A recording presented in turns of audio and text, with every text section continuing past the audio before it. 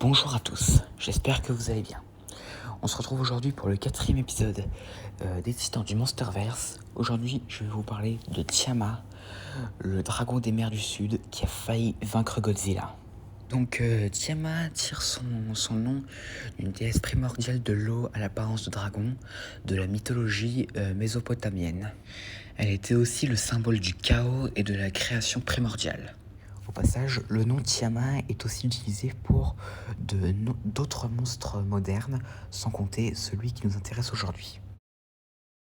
Donc dans le Monsterverse, Tiamat est une créature serpentine de très grande taille, à peu près plus grand que Godzilla, avec des écailles bleues et violettes. D'ailleurs, ces écailles sont très coupantes. Elles lui ont notamment permis de couper la peau de Godzilla. Et sa tête ressemble beaucoup à celle d'un dragon asiatique. Elle a aussi deux nageoires en forme d'aileron. Comme à Moulouk, Tiamat est territoriale. Et elle n'hésite pas à tuer n'importe quel titan pour la domination. C'est même l'un des seuls à avoir osé s'attaquer à Godzilla. Dans les temps anciens, Tiamat a combattu et tué un ancêtre de Kong. Au passage, il faut savoir que cet ancêtre de Kong avait jadis chassé Godzilla quand il était jeune de son repère et en avait fait le sien. Donc du coup, après avoir tué ce Kong, Tiamat a fait de ce repère le sien. Plus tard, Tiamat sera retrouvé à Stone Mountain. Et c'est aussi ici que Monarch construira son avant-poste pour la contenir.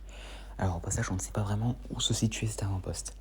Alors ce n'est certainement pas dans le rocher parce que Tiamat est un titan aquatique.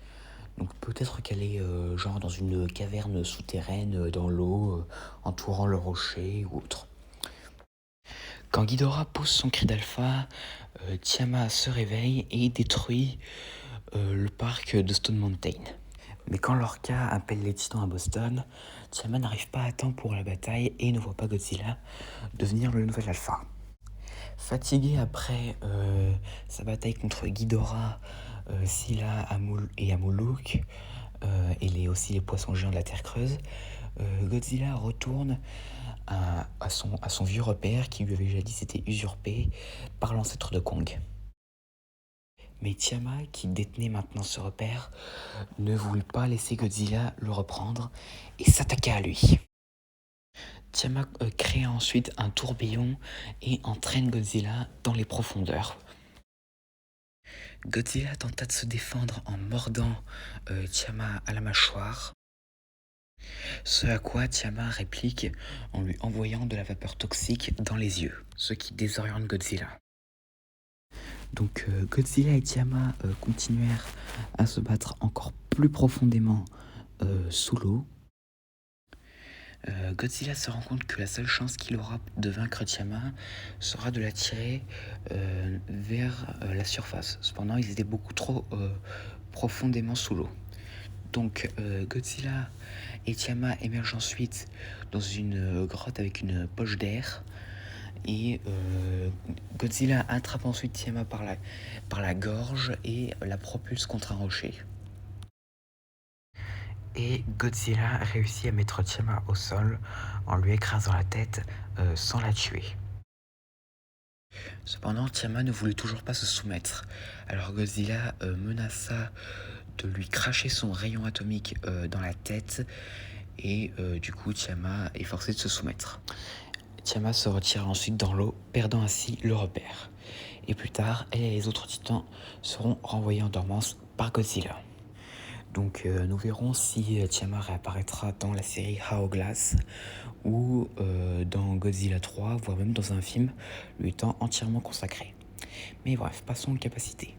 Alors, selon Drew Johnson, celui qui a créé le design de Tiamat, mais aussi celui d'Amuluk et de Nakika pour Godzilla Dominion, Tiamat est capable de contrôler l'eau. Donc, comme je l'ai dit, Tiamat a des écailles tranchantes permettant de couper la peau de ses adversaires. Sa mâchoire et sa queue sont aussi des armes redoutables. Elle est aussi capable d'expulser des vapeurs toxiques de sa bouche, ce qui lui a notamment permis de désorienter Godzilla. Donc voilà pour les capacités. Donc passons aux anecdotes.